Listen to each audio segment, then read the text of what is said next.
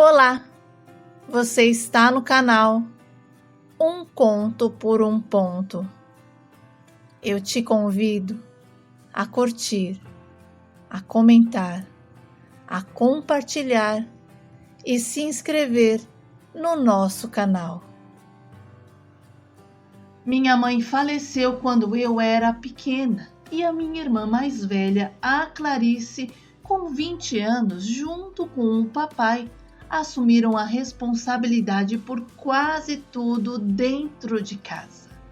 Olha, no entanto, quando o nosso pai arranjou uma nova namorada, poucos meses após a morte da nossa mãe, as coisas ficaram complicadas, porque os meus irmãos mais velhos não aceitaram a ideia e colocaram na cabeça que o papai já tinha aquele relacionamento mesmo antes da mamãe falecer.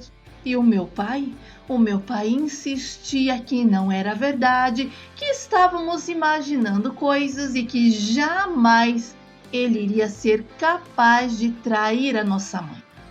Ele tentava explicar repetidamente, mas as suas palavras, não convenceram a Clarice, o Valdemir e a Berenice. Eles estavam magoados demais para acreditar. E quando meu pai deixou claro que não iria se separar da Marinalva, a nova companheira, os três tomaram uma decisão definitiva e foram embora. Eles alugaram uma casa no centro da cidade e, enquanto isso, eu, o Claudemir, a Sônia, a Cida e o Juscelio continuamos com o papai, que parecia ter cronometrado perfeitamente as mudanças deles para abrir as portas da casa e do coração para sua nova companheira Marinalva. E no início, sabe, ela era gentil, fazia bolo e fazia questão de dizer que não queria substituir ninguém. Mas assim que o papai entregou a chave da nossa casa para ela, as coisas mudaram. E a primeira coisa que ela fez foi mandar embora todas as roupas da nossa mãe. Ela dizia que não queria nada que lembrasse a mamãe. E o meu pai, por estar apaixonado, fazia todas as suas vontades e fez uma nova reforma em casa. Olha, o quarto onde antes era dos meus pais foi transformado em uma sala de jantar, por ordem da Marinalva, porque ela dizia que uma casa precisava de espaço decente para receber os parentes dela. E sem comunicar ninguém, tomou o quarto dos meus irmãos, justificando que o casal precisava de mais espaços e que ela tinha muitas coisas. E jogou os meus irmãos no quartinho que tinha de visitas. Olha, e eles, óbvio, não gostaram, mas não falaram um A, porque sabiam que o papai iria ficar do lado da Marinalva. Mas aquilo que ela fez foi a gota d'água para eles, porque eles também decidiram sair de casa. O Claudemir e o Juscelio foram morar com os nossos irmãos na cidade. E sabe, a Marinalva, ela não era uma mulher amorosa. Não se importava se a gente comia ou não. Na verdade, ela mal aparecia.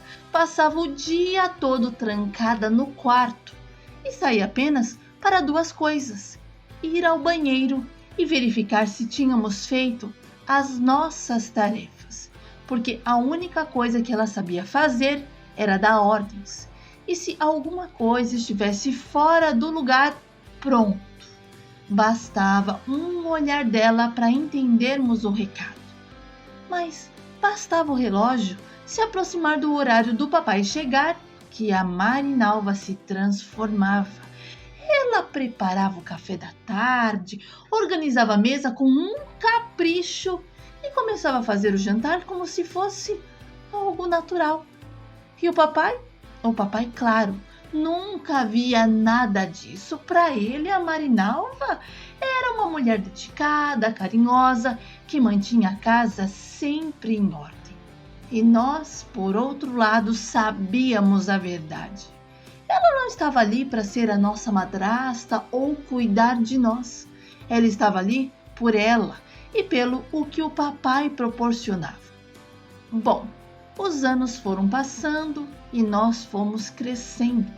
Os meus irmãos mais velhos seguiram com as vidas deles, se casaram e, apesar de tudo, eles nunca deixaram de nos visitar. Porque a gente gostava de se reunir, sabe? Era tão bacana porque a casa ganhava vida e por algumas horas parecia que tudo estava como antes. Mas a Marinalva não escondia o incômodo e às vezes pelo canto da casa ouvíamos ela cochichar com o papai, que a casa estava pequena demais para toda hora receber visita e que o papai tinha que brecar aquilo. E ele, para não desagradar a esposa, perguntava quando eles pensavam em voltar para casa. Olha, os meus irmãos não eram bobos e com isso eles pegavam as coisas e iam embora antes que a situação ficasse mais constrangedora. E sabe de uma coisa? Dava para ver o quanto aquilo doía neles. E mesmo assim, eles continuavam voltando de tempos em tempos. Talvez por nós, os mais novos, ou talvez pela casa que um dia chamaram de lar. Mas cada visita terminava do mesmo jeito, com a Marinalva contando os minutos para a partida deles. E sabe, o pior de tudo era que o papai acreditava em tudo o que a Marinalva dizia. Não se importava se ela estava exagerando ou distorcendo os fatos. Para ele, a Marinalva era sempre a vítima e nós éramos as culpadas. E ele chegou a nos chamar de preguiçosas e folgadas, exploradoras de uma mulher grávida, e afirmou que se chegasse em casa e ouvisse uma reclamação que fosse, a gente iria apanhar. E aquelas palavras dele, sabe, doeram demais, porque ele estava sendo injusto. Fazíamos tudo o que podíamos.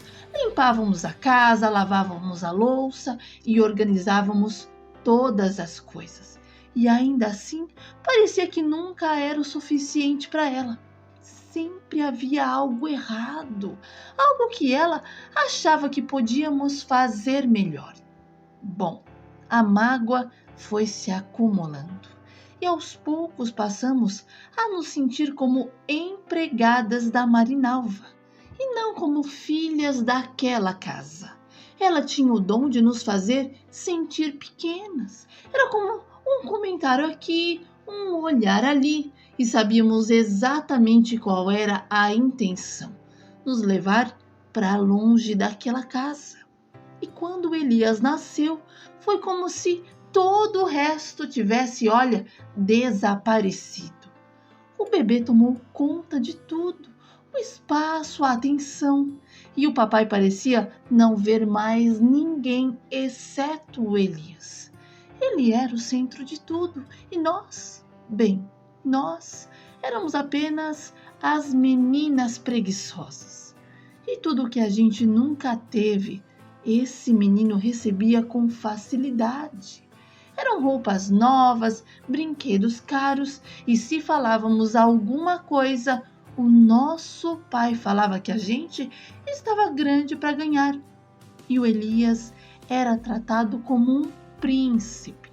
Ele não podia cair, chorar, porque se acontecesse qualquer coisa, pronto, a Marinalva vinha com unhas e dentes para cima de nós, como se a gente tivesse culpa de tudo que acontecia com ele. E houve uma ocasião em que ele caiu do nada, tropeçando na própria perna. E a Marinalva veio para cima de mim, dizendo que eu era tão inútil que não sabia nem cuidar de uma criança. E eu não gostei do jeito que ela me tratou.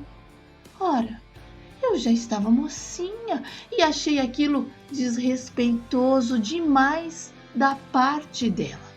E aquilo não foi o estopim. O estopim mesmo foi quando ela se sentiu no direito de me dar um tapa e dizer que eu deveria era dormir no relento. Nessa hora eu perdi a classe e agarrei ela pelos cabelos. Sinceramente, eu já estava cansada de ser maltratada, de ouvir insultos sem ter para quem recorrer. Olha, foram tantos anos de maus tratos que eu não conseguia mais engolir toda aquela humilhação. Aquela mulher que não tinha nada quando entrou na nossa vida, que não tinha um par de sapatos sequer, agora estava ali nos humilhando e nos fazendo sentir menores a cada dia. Justo ela que o papai encheu de tudo. E agora se achava no direito de pisar em nós, de nos tratar como se fôssemos nada. Não, né? E as minhas irmãs não conseguiam nos apartar e por isso começaram a gritar. E foi nesse momento que ouvimos a voz da dona Miriam, a vizinha. Olha, ela apareceu no portão claramente preocupada com o barulho. E quando nos viu ali agarradas, chamou seu marido para ajudar. E os dois conseguiram nos afastar. Olha, ainda bem que essa vizinha escutava tudo o que acontecia em casa. E por isso ela intercedeu por mim e contou ao meu pai os modos da Marinalva com a gente. E ele teve uma conversa séria com a Marinalva e as coisas foram se encaixando. Mas era nítido que ela não nos suportava. Olha, e quando eu completei 18 anos, eu decidi que não dava mais para ficar naquela casa. E então eu fui morar com meu irmão Valdemir na cidade. Ele me deu todo o apoio que eu precisava para dar o primeiro passo para a minha independência. A esposa dele era um amorzinho de pessoa e me recebeu com tanto carinho que eu logo me senti em casa. E para minha sorte, consegui um emprego logo de cara. E comecei como ajudante nessa empresa, mas eu me especializei. Fiz cursos e aos poucos eu fui conseguindo promoções. E a minha vida financeira foi melhorando. E eu comecei a me virar sozinha, aluguei um apartamento legal e decidi trazer as minhas irmãs mais novas, a Sônia e a Cida, para morar comigo e dar a elas a oportunidade que eu estava tendo. E as duas fizeram por merecer. A Sônia fez um curso de cabelo e a Cida de costura. Bom, hoje todos nós estamos casados, com filhos e seguimos as nossas vidas com sucesso. Conquistamos a nossa independência e nos tornamos pessoas fortes. E honestamente, o nosso pai nunca esteve presente da maneira que esperávamos. Nunca foi o pai que nos deu apoio, que esteve ao nosso lado em momentos difíceis. Sempre deu o mínimo para nós. Sempre foi superficial e isso nunca mudou. A diferença, porém, foi o que ele fez pelo Elias. Para ele, o garoto era a joia da casa, tudo girava em torno dele. E enquanto nós trabalhávamos por cada conquista, ele comprava tudo o que o Elias queria. Dava o que ele pedia, sabe? E o menino cresceu mimado, sem noção do esforço que era necessário para se manter de pé. O Elias nunca precisou fazer nada por conta própria. E ele cresceu folgado, sabe? Acreditando que tudo deveria ser dado a ele. E isso não mudou.